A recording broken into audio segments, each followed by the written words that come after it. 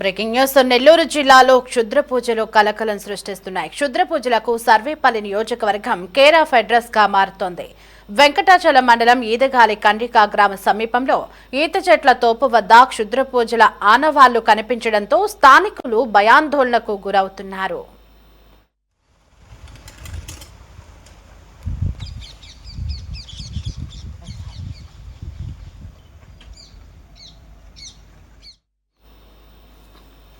వెంకటాచలం మండలం అటవీ ప్రాంతాన్ని అడ్డాగా చేసుకుని తాంత్రిక పూజలు, క్షుద్ర పూజలు చేస్తున్నారు.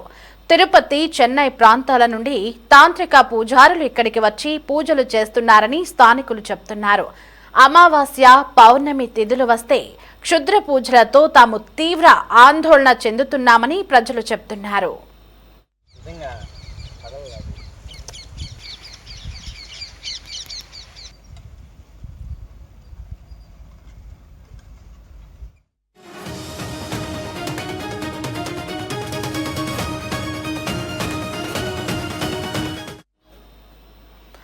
గ్రామ శివారుల్లో గీత కార్మికులు వ్యాపారాలు జరుపుకునే ప్రాంతంలో క్షుద్ర పూజలు చేస్తుండటంతో గీత కార్మికులు వణికిపోతున్నారు. పెద్ద స్థాయిలో బొమ్మను గీసి అందులో ఓ బాలిక బట్టలను, చెప్పులను ఉంచి పసుపు, కుంకుమలు చల్లి భారీ కర్పూరాలతో పూజలు చేసిన ఆనవాళ్లు కనిపించాయి. దీంతో 13 నుండి 15 సంవత్సరాల మధ్య వయసు గల బాలికపై ఈ క్షుద్ర పూజ జరిగి ఉండవచ్చని స్థానికులు అనుమానిస్తున్నారు. క్షుద్ర పూజల నుండి తమ ప్రాంతాలను రక్షించాలని వెంకటాచల మండల ప్రజలు వేడుకుంటున్నారు. అటవీ ప్రాంతంలో నిత్యం కొనసాగుతున్న ఈ క్షుద్ర పూజల నియంత్రణపై అధికార యంత్రాంగం దృష్టి సారించాలని కోరుతున్నారు.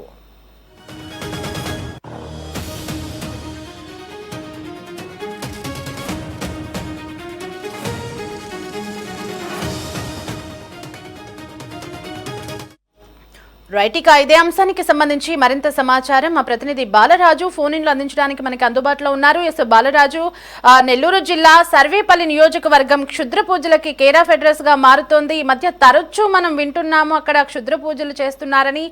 తాజాగా ఈదగాలి కండ్రిక గ్రామంలో క్షుద్ర పూజలను అక్కడ స్థానికులను భయభ్రాంతులకి గురి చేసినట్లుగా మనకి సమాచారం అయితే అందుతోంది. పూర్తి డీటెయిల్స్ ఏంటి? దేవి, సైన్స్ అభివృద్ధి చెందుతున్న ఈ రోజుల్లోనూ మూఢనమ్మకాలను గుడ్డిగా నమ్మే అమాయక ప్రజల బలహీనతను, భయాన్ని ఆసరాగా చేసుకుని కొంతమంది తాంత్రిక ముఠాలు డబ్బుల కోసం చేస్తున్న క్షుద్ర పూజలకు నెల్లూరు జిల్లా వెంకటాచలం మండల పరిసరాల్లోని అటవీ ప్రాంతం అడ్డాగా మారిపోయింది.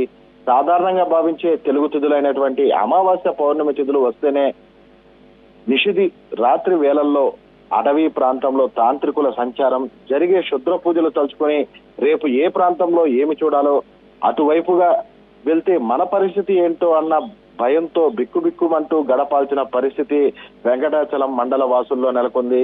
ఈ క్రమంలోనే తాజాగా నిన్నటి రోజున అర్ధరాత్రి సమయంలో వెంకటాచలం మండలం ఈదగాలి గంటిక సమీపంలోని అటవీ ప్రాంతంలో ఈత చెట్ల తోపు వద్ద ఒక పెద్ద బొమ్మను గీసి అందులో బాలిక దుస్తులు, చెప్పులు ఉంచి పసుపు, కుంకుమలతో పూజలు నిర్వహించడం వెలుగులోకి వచ్చింది. ఈ పూజలలో భారీగా వెలిగించినటువంటి కర్పూర ఆనవాళ్లు చూస్తుంటే ఏదో ఒక బాలికను లక్ష్యంగా చేసుకొని ఈ పూజలు జరిగాయా, లేక ఆ బాలికను తీసుకుని వచ్చి అక్కడే ఏమైనా చేశారా అన్న అనుమానాలు వ్యక్తమవుతున్నాయి.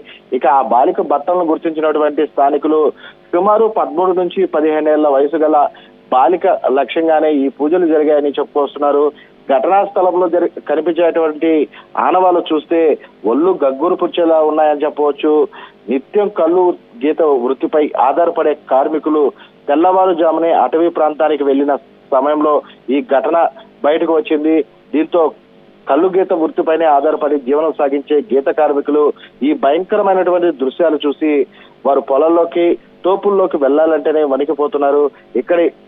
ఇక్కడికి స్థానిక తాంత్రిక పూజారులే కాకుండా తిరుపతి, చెన్నై వంటి నగరాల నుండి కూడా స్థానిక పూజారులు 10 సంఖ్యలో మనుషులతో కలిసి వచ్చి మంటల మధ్య రహస్యంగా పూజలు నిర్వహిస్తున్నట్లు స్థానికులు చెప్తున్నారు.